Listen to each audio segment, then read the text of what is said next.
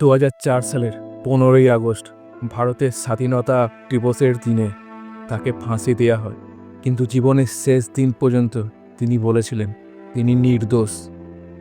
আজ কথা বলবো ধনঞ্জয় চ্যাটার্জিকে নিয়ে। ধনঞ্জয় ছিলেন পশ্চিমবঙ্গের বাঁকুড়া জেলার এক দরিদ্র পরিবার থেকে আসা ব্যক্তি। তিনি জীবিকার তাগিদে কলকাতার ভবানীপুরে একটি বহুতল ভবনে সিকিউরিটি গার্ডে চাকরি করতেন। তার বিরুদ্ধে অভিযোগ ওঠে যে 1990 সালের 5ই মার্চ তিনি ওই ভবনের এক কিশোরী হেতাল পারেখকে ধর্ষণ করেন ও হত্যা করেন। দীর্ঘ 14 বছর ধরে আইনি লড়াইয়ের পর 2004 সালের 15ই আগস্ট ভারতের স্বাধীনতা দিবসের দিনে তাকে ফাঁসি দেয়া হয়, কিন্তু জীবনের শেষ দিন পর্যন্ত তিনি একটা কথাই বলে গিয়েছিলেন তিনি নির্দোষ। হেতাল পারেখ ছিলেন কলকাতার এক অভিজাত পরিবারের মেয়ে।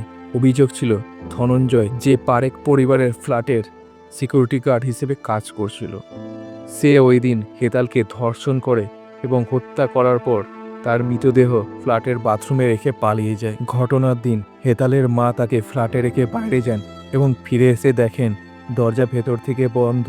পরে দরজা ভেঙে তার মৃতদেহ উদ্ধার করা হয়। পুলিশের তদন্তের পর ধনঞ্জয়কে প্রধান সন্দেহভাজন হিসেবে গ্রেপ্তার করে। পুলিশের দাবি ছিল যে সেই ভবনের সিকিউরিটি গার্ড হওয়ায় ভেতরে প্রবেশের সুযোগ ছিল। পুলিশ তদন্তের পর ধনঞ্জয়কে প্রধান সন্দেহভাজন হিসেবে গ্রেপ্তার করে। পুলিশের দাবি ছিল যে সেই ভবনের সিকিউরিটি গার্ড হওয়ায় ভেতরে প্রবেশের সুযোগ ছিল। ধনঞ্জয়ের বিরুদ্ধে ধর্ষণ, হত্যা এবং প্রমাণ লোপাটের অভিযোগ আনা হয়। 1990 সালে ধনঞ্জয়ের বিচার শুরু হয়। কলকাতা সেশন কোর্ট 1991 সালেই তাকে দোষী সাব্যস্ত করে মৃত্যুদণ্ড দেয়। ধনঞ্জয় পরে কলকাতার হাইকোর্টে আপিল করেন, কিন্তু রায় বহাল থাকে। 1994 সালে সুপ্রিম কোর্টও তার মৃত্যুদণ্ড বহাল রাখে। ধনঞ্জয় ও তার পরিবার ভারতের রাষ্ট্রপতির কাছে প্রাণ ভিক্ষার আবেদন করেন, কিন্তু সেটিও খারিজ হয়। 2004 সালের 15ই আগস্ট ভারতের স্বাধীনতা দিবসে ধনঞ্জয় চ্যাটার্জিকে আলিপুর কেন্দ্রীয় কারাগারে ফাঁসি দেওয়া হয়। এটি ছিল পশ্চিমবঙ্গের দীর্ঘ 50 বছরের মধ্যে প্রথম ফাঁসি। ধনঞ্জয়ের মৃত্যুদণ্ড নিয়ে বহু বিতর্ক তৈরি হয়। অনেকেই মনে করেন মামলায় পর্যাপ্ত ফরেনসিক প্রমাণ ছিল না।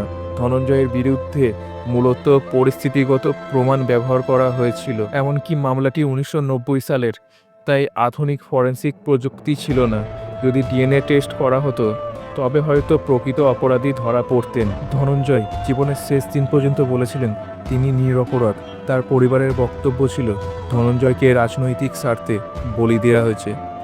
তারা অভিযোগ করেছিলেন যে পুলিশ আসল অপরাধীকে না ধরে তাকে ফাঁসি দিয়েছে। ধনঞ্জয়ের মৃত্যুর পর 2015 সালে কিছু আইনজীবী ও মানবাধিকার কর্মী নতুন করে এই মামলার বিচার বিশ্লেষণ করেন। তাদের বক্তব্য ছিল প্রমাণ যথেষ্ট ছিল না, ধনঞ্জয় নির্দোষ হতে পারতেন। আধুনিক ডিএনএ পরীক্ষা করলে প্রকৃত সত্য বেরিয়ে আসতে পারত। আপনার কি মনে হয় ধনঞ্জয় কি প্রকৃত দোষী নাকি বিচার ব্যবস্থার শিকার হয়েছে? ভিডিওটা ভালো লাগলে লাইক করো, কমেন্ট করো আর শেয়ার করে দিও বন্ধু বান্ধবী সবাইকে। আর চ্যানেলে নতুন হলে অবশ্যই চ্যানেলটাকে সাবস্ক্রাইব করো, কেননা এখানে গল্পের মাধ্যমে সত্যি ঘটনাকে তুলে ধরা হয়।